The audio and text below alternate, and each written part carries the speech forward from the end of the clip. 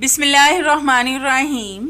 अस्सलाम वालेकुम नाजरीन, वेलकम टू माय चैनल। नाजरीन, टिप्स की दुनिया में चाहे आप बिगनर्स हों या फिर एक्सपर्ट्स, किचन के कुछ टिप्स आपके खानों को और भी ज़्यादा बेहतरीन बनाने में मदद ज़रूर करते हैं। क्या आप भी इस तरह के कुछ स्मार्ट टिप्स की तलाश में हैं? तो आज के मेरे ये सारे टिप्स सिर्फ आपके लिए हैं। ये टिप्स आपकी एनर्जी और वक्त दोनों को बचाकर आपके खानों को और भी मज़े के बना देंगे। तो चलें बढ़ते हैं अपनी पहली टिप की तरफ बिना टाइम ज़ाया किए।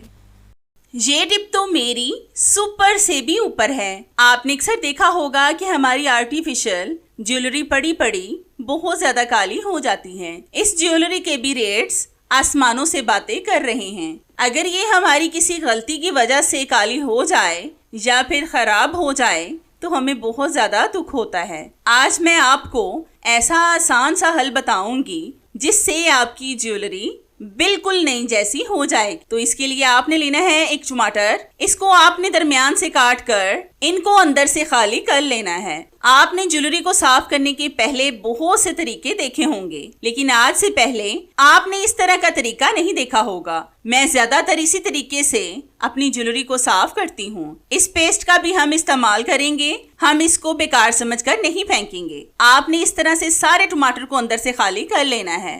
अब आपने जिस भी चीज को साफ करना हो इस टमाटर में डालकर ऊपर से इसका पेस्ट डाल दें और फिर आप देखना कि मिनटों में आपकी ज्वेलरी साफ हो जाएगी। अगर आप ज्वेलरी वगैरह को टमाटर का रस निकाल कर बॉल में टमाटर के रस में डिप करना चाहते हैं तो ऐसा भी कर सकते हैं। अब हम इस रिंग को 15 से 20 मिनट के लिए ऐसे ही छोड़ देंगे। तो 20 मिनट के बाद हम आपसे मिलते हैं।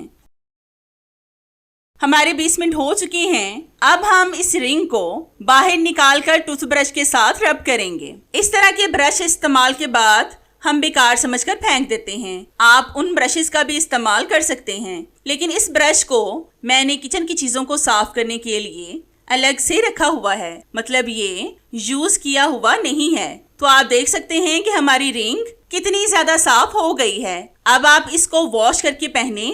अब ये बिल्कुल न्यू लग रही है। तो है ना कितनी जबरदस्त सी टिप। ये टिप मेरी आपको कैसी लगी मुझे कमेंट्स में लाजमी बताएं।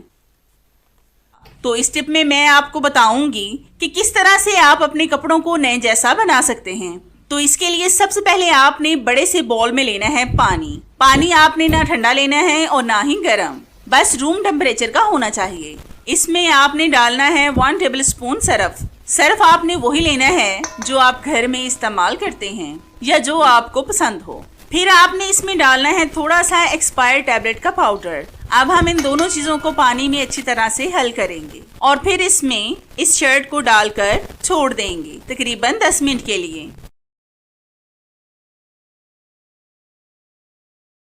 तो 10 मिनट के बाद हम आपसे मिलते हैं। तो हमारे 10 मिनट हो चुके हैं। अब हम इसको हाथों के साथ रब करेंगे। आप पानी की हालत देख रहे हैं कि पानी कितना ज्यादा गंदा हो चुका है और इस कपड़े को भी आप देख सकते हैं कि इसकी पहले हालत कैसी थी और अब कैसी है। इस तरह से आप अपने कपड़ों के पीलेपन को खत्म कर सकते हैं। अक्सर हम जब जिद्दी किस्म के स्टेन्स को रिमूव करते हैं तो इसके लिए हमें बहुत से पैसे खर्च करना पड़ते हैं, लेकिन आज आप जीरो ऑफ कॉस्ट अपने कपड़ों को नए जैसा चमका सकते हैं, वो भी सिर्फ एक्सपायर टैबलेट्स के साथ। तो है ना ये भी कितनी जबरदस्त और आसान सी टिप। ये टिप मेरी आपको कैसी लगी मुझे कमेंट्स में लाजमी बताएं। अगली टिप मेरी बहुत ही जबरदस्त है। आपने अक्सर देखा होगा कि जब हम बाजार से आलू मंगवाते हैं तो अक्सर वो आलू मीठे आ जाते हैं। गर्मियों में अक्सर यही प्रॉब्लम रहती है कि गलती से हमारे घर में मीठे आलू आ जाते हैं। उनको खाने का बिल्कुल भी दिल नहीं करता और हम इनको ऐसे ही जाया कर देते हैं।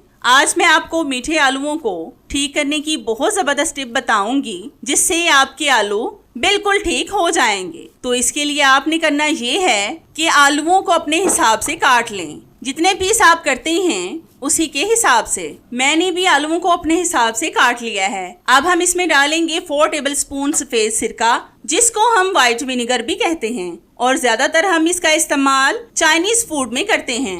फिर हम इन पर डालेंगे 1 टेबल स्पून नमक, जिसको हम खानों में इस्तेमाल करते हैं। अब हम इन दोनों चीजों को अच्छी तरह से आलूओं पर लगाएंगे। आलूओं को तो वैसे भी सब्जियों का बादशाह कहना चाहिए, क्योंकि आलू सब्जियों को मजेदार बनाने के साथ साथ गोश्त के जायके को भी 4 चांद लगा देते हैं। आपने भी कमेंट्स में बताना है क्या आपको आलू पसंद है या नहीं? तो हमने इनको आलूओं पर लगा लिया है। अब हम इसको 40 से 45 मिनट के लिए ऐसे ही छोड़ देंगे। तो 40 मिनट के बाद हम आपसे मिलते हैं। तो हमारे 40 मिनट हो चुके हैं। अब हम इनको वॉश करके सारा नमक उतार देंगे। आपने अच्छी तरह से आलूओं से नमक को निकालना है ताकि जब आप इनको पकाएं तो इनमें नमक तेज ना हो जाए, इसलिए आपने इनको अच्छी तरह से वॉश करना है। तो हमने इनको वॉश कर लिया है। अब आप इनको जिस मर्जी चीज में इस्तेमाल करें। अब ये बिल्कुल भी मीठे नहीं बनेंगे। तो है ना कितनी जबरदस्त और आपके पैसे बचाने वाली टिप। ये टिप मेरी आपको कैसी लगी मुझे कमेंट्स में लाजमी बताएं। तो आप देख सकते हैं कि ये नीचे से कितना काला हो गया है। इसको साफ करने के लिए हम लेंगे एक्सपायर टैबलेट का पाउडर। इसको हम पैन पर अच्छी तरह से फैला देंगे और थोड़ा सा पानी भी डालेंगे। अब हम स्क्रबर के साथ इस पर रब करेंगे। आपने ज्यादा जोर जोर से रब नहीं करना, बस हल्के हाथों से रब करें ताकि आपका पैन खराब ना हो। मैं तो ज्यादातर इस पैन को साफ करती ही रहती हूँ, लेकिन फिर भी कहीं ना कहीं से ये काला हो ही जाता है।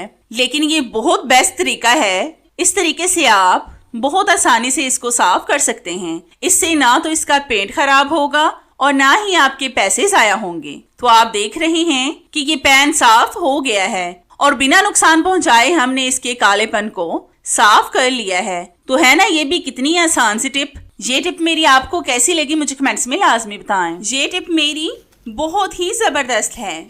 तो इस टिप को बनाने के लिए मैंने यहाँ पर लिया है कॉफी पाउडर। इसका इस्तेमाल हम कोल्ड कॉफी बनाने या फिर हॉट कॉफी बनाने के लिए करते हैं। आज मैं आपको इसका बहुत बेहतरीन सा इस्तेमाल बताऊंगी जो आपने आज से पहले कभी भी नहीं देखा होगा। वैसे किन किन लोगों को कॉफी पीना पसंद है वो मुझे कमेंट्स में लाजमी बताएं। तो सबसे पहले हम लेंगे एक अल्मुनियम फॉइल का बड़ा सा पीस। इसमें हम एक कागज के पीस को रखेंगे और फिर इसमें डालेंगे थोड़ा सा कॉफी पाउडर। ये आपने बस थोड़ा सा ही डालना है, ज्यादा नहीं डालना। कॉफी पाउडर तो हम सबके घर में मौजूद होता है, इसलिए आपको कुछ भी खरीद कर नहीं लाना पड़ेगा। अब हम इस कागज के कोनों में आग लगाएंगे और साथ साथ मैं आपको बताती हूँ कि इस कॉफी का इस्तेमाल हम किस में करने वाले हैं। आपने अक्सर देखा होगा कि गर्मियों में कीड़े मकोड़े मच्छर मक्खियाँ बहुत ज्यादा हो जाते हैं, जिनसे जान छुड़ाना काफी मुश्किल होता है। ये बहुत सी बीमारियां भी फैलाते हैं। इनमें मच्छर मलेरिया की बीमारी और मक्खियाँ हैजा वगैरह फैलाती हैं, इसलिए इनसे दूर रहना ही बेहतर है। कॉफी पाउडर जलने के बाद जो धुआं छोड़ेगा उससे आपके घर से मच्छरों और मक्खियों का मुकम्मल खात्मा हो जाएगा, क्योंकि मच्छरों और मक्खियों को इनका धुआं बिल्कुल भी पसंद नहीं होता। वो इसकी महक सूंघकर भाग जाएंगी। तो है ना कितनी जबरदस्त और आसान सी टिप। ये टिप मेरी आपको कैसी लगी मुझे कमेंट्स में लाजमी बताएं। आज मैं आपको लोकल सर्फ को अच्छा बनाने की टिप बताऊंगी। मतलब ये बिल्कुल ब्रांडेड सर्फ की तरह स्ट्रॉन्ग हो जाएगा। तो इसके लिए आपने सर्फ वाले बाउल में डालना है 1 टेबलस्पून बेकिंग सोडा। इसको हम खाने का सोडा भी कहते हैं और कई लोग मीठा सोडा भी बोलते हैं। इसको हम इसमें डालकर अच्छी तरह से मिक्स करेंगे। ये बिल्कुल वैसे ही काम करेगा जैसे स्ट्रॉन्ग सर्फ करते हैं। मैंने ये कम मिकदार में बनाया है। अगर आप 1 kg सर्फ लाएं तो उसमें 2 टेबलस्पून बेकिंग सोडा को डालकर मिक्स कर लें।